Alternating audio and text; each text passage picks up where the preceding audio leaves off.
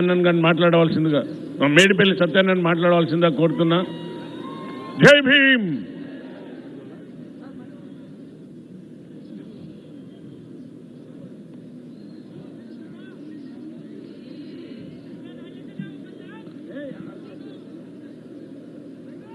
సముద్రపు అలల మాదిరిగా పోటెత్తి వచ్చిన లక్షలాది మంది కుల బాంధవులందరికీ కూడా జై భీమ్లు.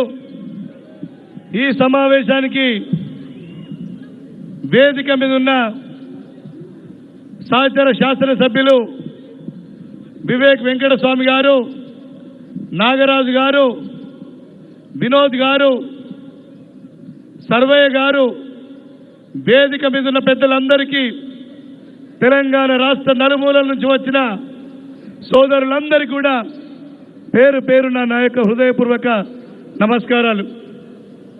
డాక్టర్ బాబాసాహెబ్ అంబేద్కర్ చెప్తాడు, ఏ దేశానికైనా ఏ జాతికైనా సంఖ్యాబలం ఒక్కటే కాదు, ఆ సంఖ్యాబలంతో పాటు ఆ జాతి విద్యావంతులై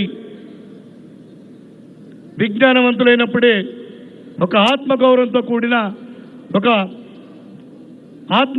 కూడిన జీవితాన్ని పొందుతాం.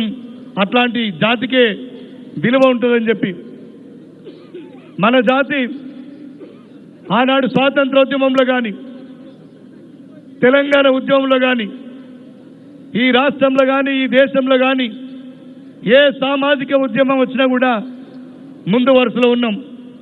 అంతేకాదు విప్లవోద్యమంలో కూడా ఆనాడు ముందు వరుసలో ఉండి కొట్లాడింది మనం.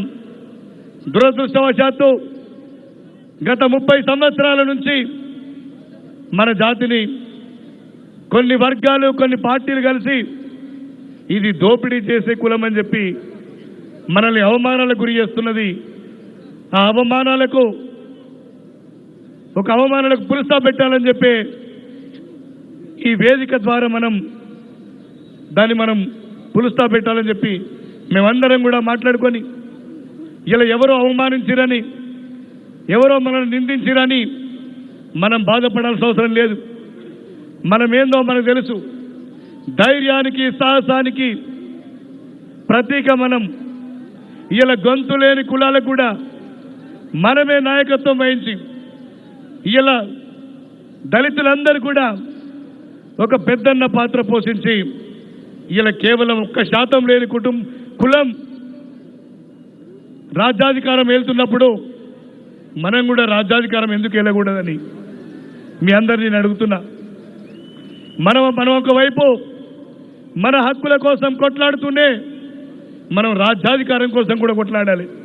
బాబాసాహెబ్ అంబేద్కర్ చెప్పినట్టు ఇలా అన్ని సమస్యలు కూడా రాజ్యాధికారమే పరిష్కరిస్తుంది. అట్లాంటి రాజ్యాధికారం దిశగా మనమందరం ఆలోచించాలి. మనం ఎవరికి భయపడాల్సిన అవసరం లేదు.